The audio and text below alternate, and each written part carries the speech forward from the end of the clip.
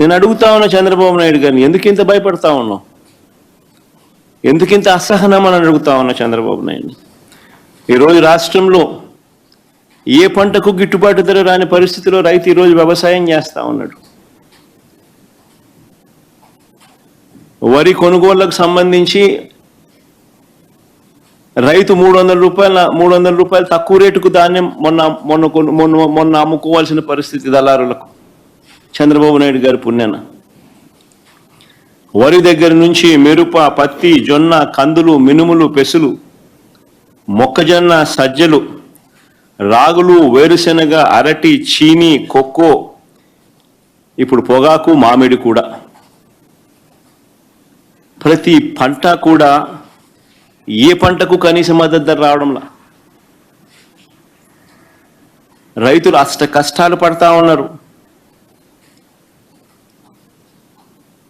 ఈ మధ్యకాలంలోనే పల్నాడు జిల్లాలో 2 ఆత్మహత్యలు పొగాకు రైతులకు సంబంధించి పల్నాడు కొండేపులో జరిగితే 2 రోజుల కిందట పల్నాడులో కూడా చిలకలూరుపేట నియోజకవర్గంలో, వినుకొండ నియోజకవర్గంలో 3, చిలకలూరుపేటలో 2, వినుకొండలో 1, మరో 3 ఆత్మహత్యలు చేసుకున్న పరిస్థితులు.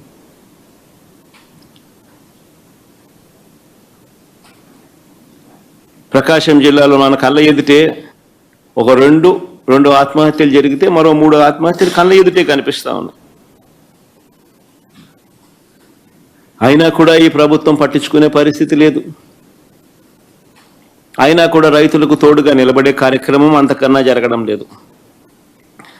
ప్రజల సమస్యల పట్ల ఎవరైనా కూడా గొంతు విప్పితే చాలు చంద్రబాబు నాయుడు గారు నోట్లో నుంచి వచ్చే మాటలు ఏ స్థాయిలో ఉన్నాయనంటే భూస్థాపితం చేస్తాడట. ఆశ్చర్యం కలిగించే విషయాలు. 76 ఏళ్ల వయసు ఆయన, 76 ఏళ్ల వయసులో ఉన్న ఆయన, ఒక ముఖ్యమంత్రి స్థానంలో కూర్చొని ఉన్న వ్యక్తి ఒక టీవీ ఇంటర్వ్యూలో మాట్లాడుతూ ప్రతిపక్షాన్ని భూస్థాపితం చేస్తాడంట. ప్రతిపక్ష నాయకుడు పేరెత్తి ఆయన ప్రతిపక్ష నాయకుడిని భూస్థాపితం చేస్తాడంట. ఆ ఎల్లో మీడియాకి సంబంధించిన ఓనర్, ఆ టీవీ ఓనర్ ఒకడు అడుగుతాడు, ఎప్పుడు భూస్థాపితం చేస్తామని. ఈయన అదిగో మొదలు పెట్టేశాను, చేస్తా ఉన్నాను, త్వరలోనే చేసేస్తాను ఈయన అంటాడు. ఆశ్చర్యం. 76 ఏళ్ళ ముసలాయన.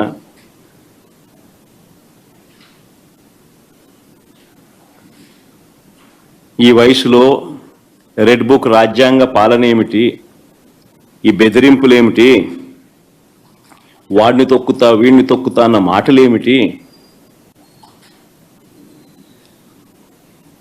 ప్రజలు ఏదో దేవుడు ప్రజలు దయదలిచి ఏదో అధికారం ఇచ్చారు. ఇచ్చిన అధికారంతో ప్రజలకు మంచి చేయడానికి పోయి, మంచి చేయాల్సింది పోయి, ఇచ్చిన హామీలను నెరవేర్చాల్సిన బాధ్యతను పక్కన పెట్టి అబద్ధాలతో మోసాలతో పరిపాలన చేస్తూ వాటి గురించి ఎవరైనా ప్రశ్నిస్తే భూస్థాపితం చేస్తాను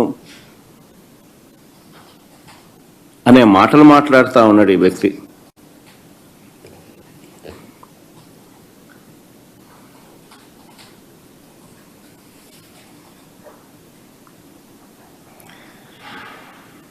ఈ చంద్రబాబు నాయుడు గారి పాలనలో అసహనం అనేది ఏ స్థాయిలోకి పోయింది అని అంటే, ఏడాది కాలంలో ఈ ప్రభుత్వంలో ఏ ప్రభుత్వము కూడా గతంలో ఎప్పుడు చూడని విధంగా వ్యతిరేకతను చంద్రబాబు నాయుడు గారు ఈరోజు చూస్తూ ఉన్నారు.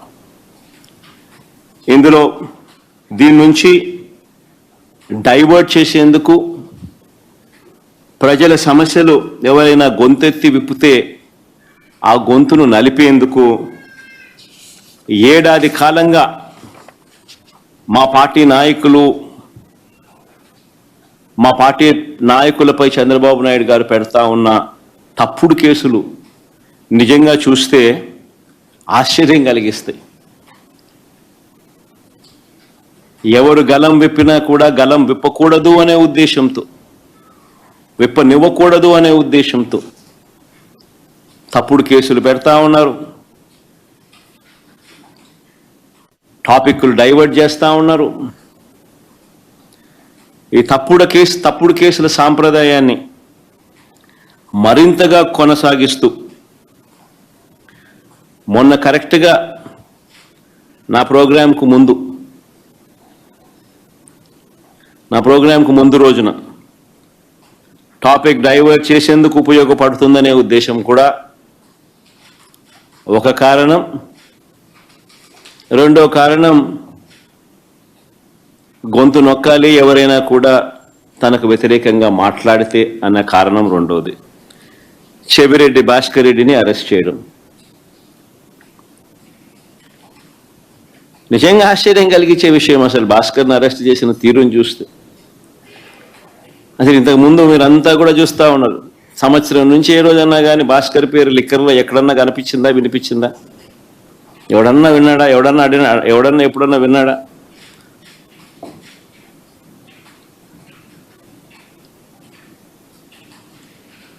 భాస్కర్ని ఇరికిచ్చేందుకోసం తప్పుడు సాక్ష్యాలను క్రియేట్ చేస్తూ ఉన్నారు.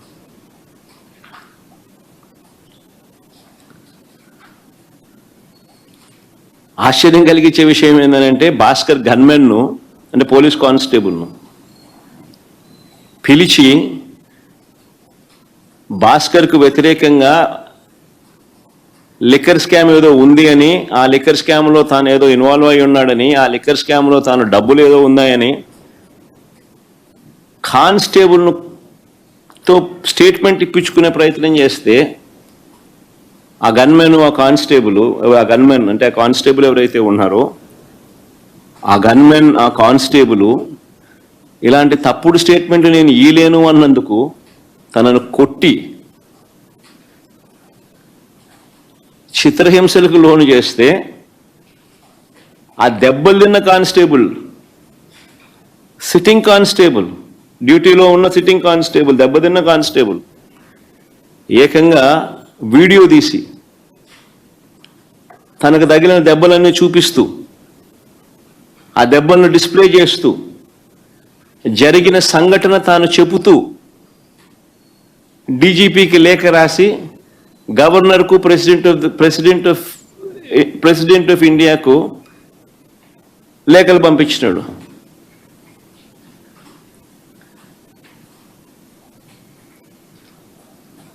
కోర్టులో కేసు వేసినాడు.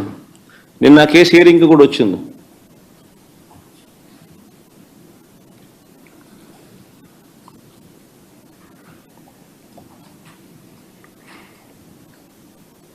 ఆశ్చర్యం కలిగించే విషయం ఇదంతా నిజంగా.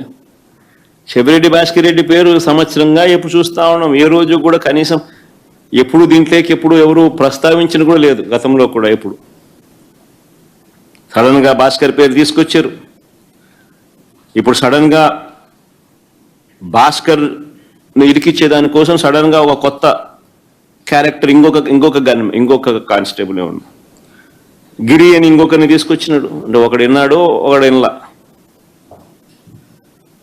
గిరి అని ఇంకొక కానిస్టేబుల్ తీసుకొచ్చాడు.